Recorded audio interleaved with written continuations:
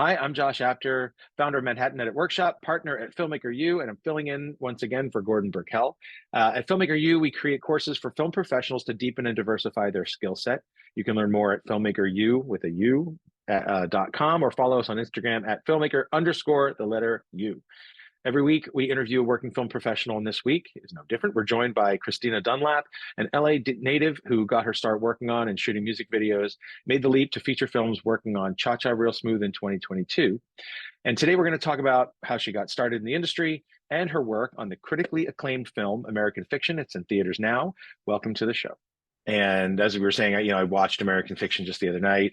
I got sucked into it just from as an audience member. So I tried to, you know, well, what do I remember here? I didn't want to take notes while I was sitting with my family, but I do have a lot of thoughts. But first, let's talk a bit about, I read that you came up kind of in the music video world, Yeah. and that taught you a lot about like kind of the run and gun nature of independent filmmaking, and it sort of served you well in this production. But tell us a little bit about how you became interested in cinematography and how you got started. Yeah, well, I grew up in Los Angeles, but no one in my family was in film, so I didn't know that a cinematographer was a job yet. But I found a camera in the garage and I loaded up with film and I just started experimenting with that and I fell in love with it at a very young age. So I was always taking pictures. And when I was about 16 or 17, I met someone in Venice who said they were a director. It was like a friend of my friend's cousin. And I said, well, I'm a photographer if you need someone to come take pictures. So they invited me to come to set and I went and it was a real set, which I wasn't expecting. And they were filming a music video for Death Cab for Cutie. So I ended up getting to take pictures of this band that was very big at the time. And it was on that job that I saw what a cinematographer was and did. And I immediately fell in love with the idea of it. And I ended up, everyone on that set eventually found out how old I was. And then they invited me back as a PA. Mhm.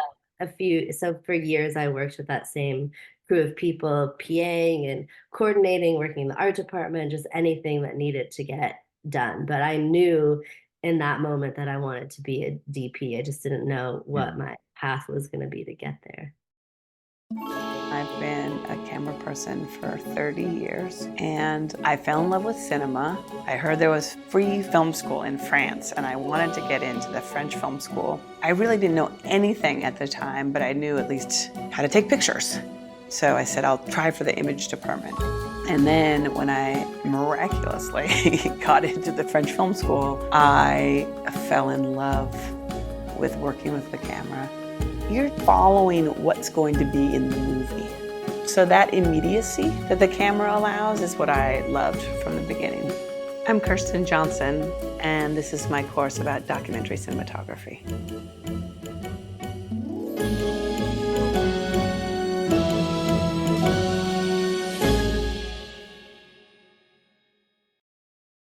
And so you kind of learned on the job, but did you also go and you had a formal education as well, correct? Yeah, well, while I was doing that, I went to Santa Monica Community College and I went 2 days a week and then I worked the rest of the time. But it was my dream to go to film school. So I ended up transferring to USC after 2 years and I got to do, their formal film school. And then I went right back into working after. Well, that's because I've heard different things about, film school education and real world education, and you seem to have a fair amount of both. Do you have any thoughts about, the formal education of film school versus the, learning every job and doing that work and just being in that environment? Yeah, I mean, film school is a luxury.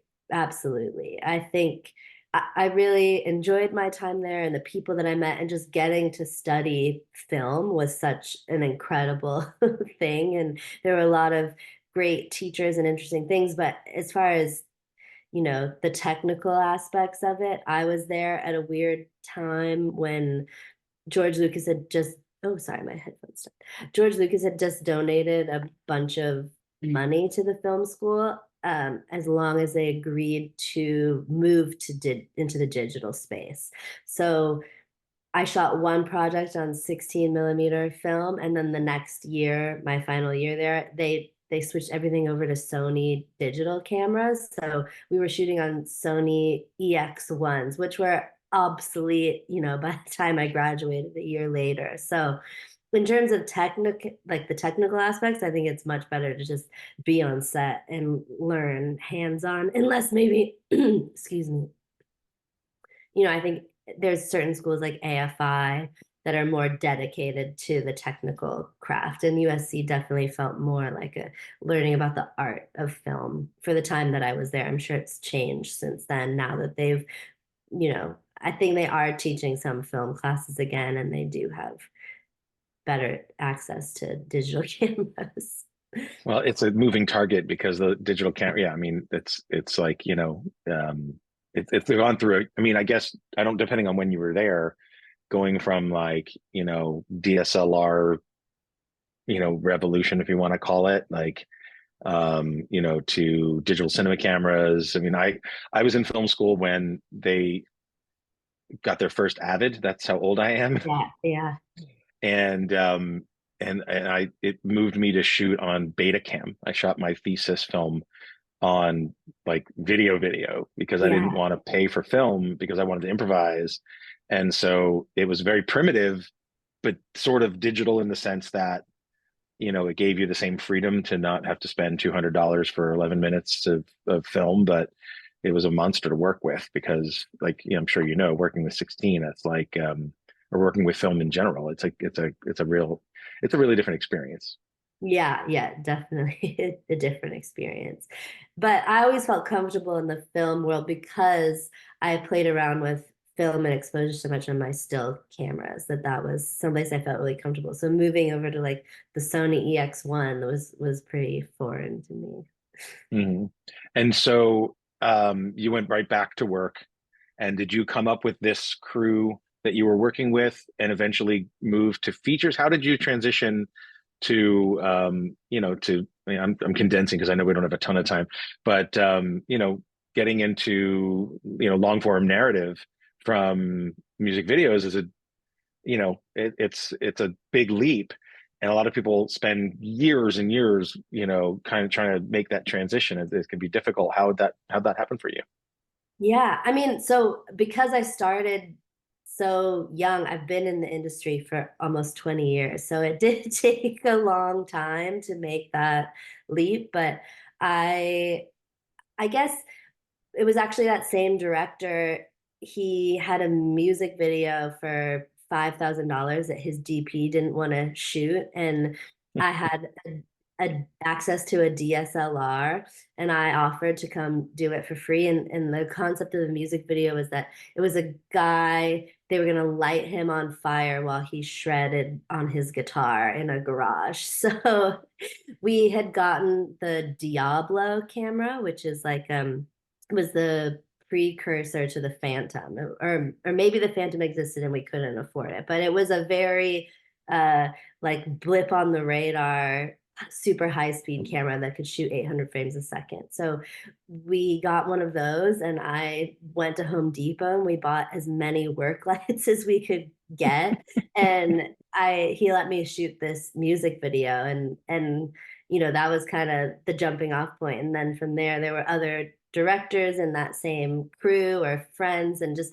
people, and I was kind of the person they came to when they didn't have the full budget, until I was able to build a reel and then move over into doing bigger things. And I did music videos and commercials and shorts for years and years and years, and I was desperate to move into the feature space. But you know, people think that if you shoot narrative, you can't shoot commercial, and if you shoot commercial, you can't shoot narrative. And it's rare that, unless you're very well established, that you can kind of flow back and forth between the two. So I was just looking for that opportunity, and I did get to shoot a few features that didn't really go anywhere. They were smaller, and then it was actually working on a Coldplay music video that Dakota Johnson was directing, and she had just started her own production company. So I met her and her producing partner and her team on that music video, and we got along really well.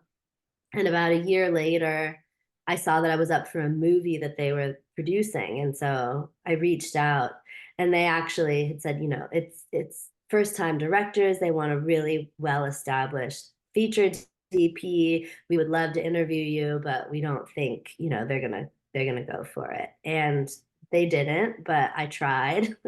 And then COVID hit and everything got put on pause and they lost their DP, and I ended up coming back around to me, and they let me interview for it, and it ended up working out. And so that was sort of my break into having the opportunity to shoot a bigger feature. And are you still doing short? Do you do short occasionally, or and work in both worlds? Or are you strictly long form now? Yeah, I do some shorts. I haven't in a little while because of, the strikes and everything going on, but I have I do shorts sometimes. All right.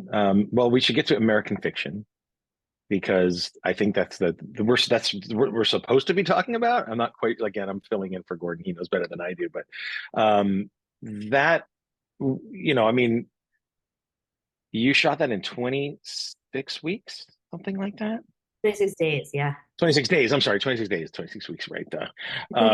It looks like it was shot over 26 weeks, was what I was going to say. I mean, it really, there is something about it. And you obviously, we're really, on some level must have been very rushed to get this done. But that's what I love about it is it doesn't feel rushed at all. It feels very deliberately paced. It feels very much like when I was saying to you, like, the marketing around the movie would suggest you're going to see something else. And I don't think that was ever anybody's intention after seeing it at all. It just seems like the marketing department maybe decided it would catch more, get more butts and seats if it felt that way. But you had a lot of prep for it as well. Is that right? You were like location scouting and shooting on location. There wasn't a single set for this. Um, Yeah, so yes. how much prep did you have for this? Like 8 weeks? Yeah, they were really smart in giving us the time on the front end to have the chance to work things out. So we had 8 weeks of prep on location in Boston, scouting and working together. With Mhm. me, the director, Cord, and the production designer, Jonathan Guggenheim. I mean, that's longer than your production time by a fair amount. So, um, yeah, I mean, it's and maybe you can talk about the style a little bit because to me, the style never jumped out at you in the sense that like, it felt like an aggressive movie announcing itself, like that kind of thing, which I think is to its credit. But did you have any ideas about this is the kind of feeling we want to give you? This is the kind of, um, I don't know, the world we want to create. Yeah, absolutely. I mean, Monk is such a tightly wound and controlled character, and I wanted the camera to reflect that. So it's very rare that there's moments of handheld, that everything's sort of very controlled and framed in a precise way. Or there's also some moments that's like, because he is named, Monk, there's some like jazzy, flowy moves to the camera that we'd always talked about early on. And Mhm. the visual language was built around his isolation. So we ended up doing the 2:3:5 aspect ratio, but shooting on spherical lenses, like because you said I didn't want people to feel like they were watching a movie, which I think sometimes anamorphic lenses can really make you feel that way with the flares and the bending, and Mhm. it's really fun in the right places. They have their space, but for this film, I really wanted people to, because Monk, he's hard to relate to, but I wanted people to relate to him or something in the film, and to be able to really fall into it and lose themselves in the story. So that was why we ended up shooting spherical, but the 2:3:5 aspect ratio helped us to show Monk in his isolation, but also be wide and include a lot of the cast because we had such a big ensemble cast, so we can include many characters at once without feeling extremely wide and not Mm, being able to register the emotion in their faces. So that was really important to me. yeah. Um, And also comedy, I don't say it always wants to be wide, but sometimes that is an advantage to be able to not, lock yourself in too tight for that kind of feeling, right? Yeah, Uh, exactly. And we were on, like you said, practical locations. So I didn't want to be, I just noticed when we were scouting that when I was framing things up in Artemis, I was seeing the ceiling in a lot of these places and I just found it distracting. And so I was playing around with aspect ratios and it just felt, suddenly that one came to mind and it just felt right because Jeffrey's such an incredible actor, and just the slightest twitch of an eyebrow makes you feel something. So I wanted to really be in there on his face and showing mhm. all the emotion going on. Yeah, and I mean, I'll agree with you. Like his face is so amazing to look at because he can do so much with so little. Yeah. And I think there are a lot of actors that don't understand that less is more in a way that he does. But everyone's faces are great. The whole cast was really like, I didn't really, nothing about it. There was no weak link. They were all Yeah. interesting and they were all going through very human things, and complicated things.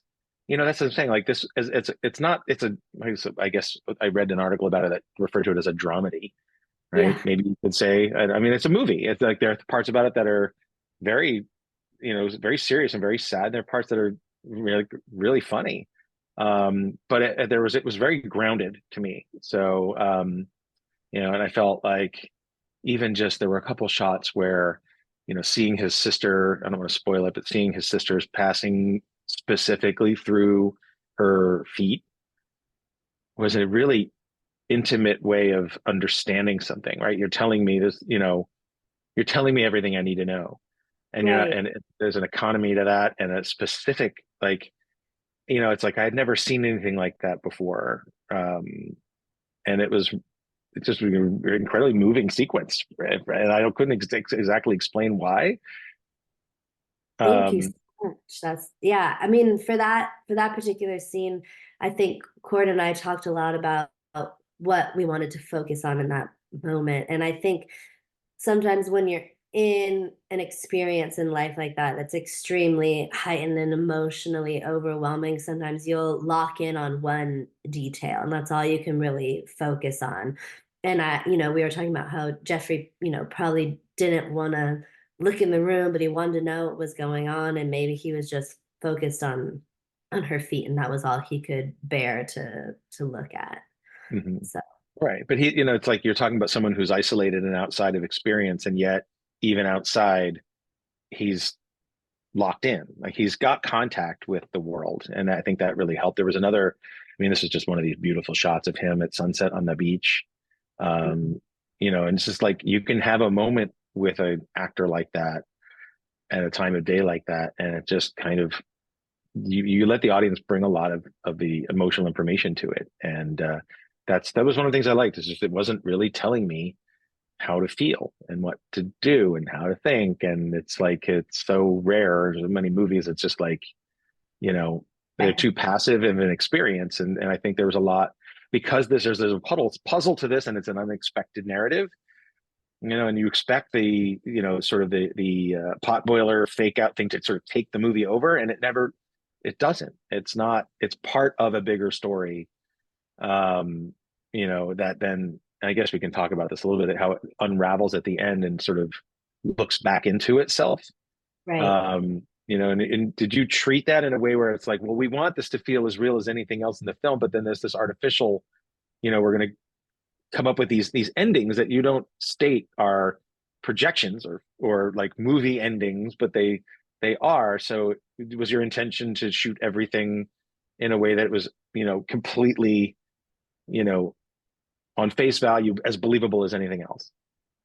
Yeah, well, I mean, the first part of that is that's what's so brilliant about Cord's writing is he asks a lot of questions, and then it's up to you to answer it. And there is no right answer, which is why I think this movie is resonating with so many people. Is, Hmm. whether you've had a complicated relationship with a sibling, or you felt like an underrepresented artist, or you've had to take care of an ailing parent, there's something that everyone can relate to. And then to bring it back to the ending, so I read the script, and then I immediately went and read the source material, which was the book Erasure by Hmm. Percival Yeah. Everett.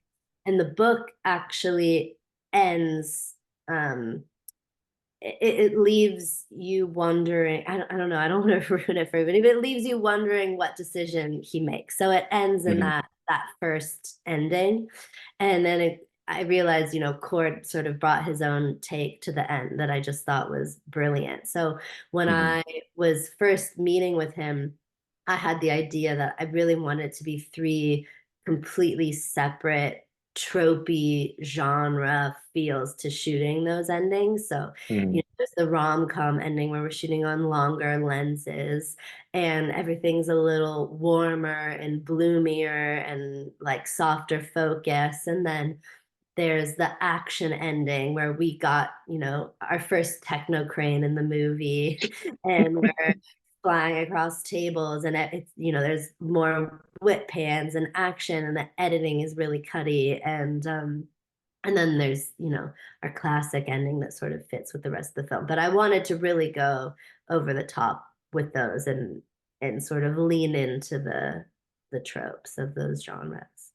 Well, I'll never hand a producer a sweaty bottle of seltzer ever again, or whatever this.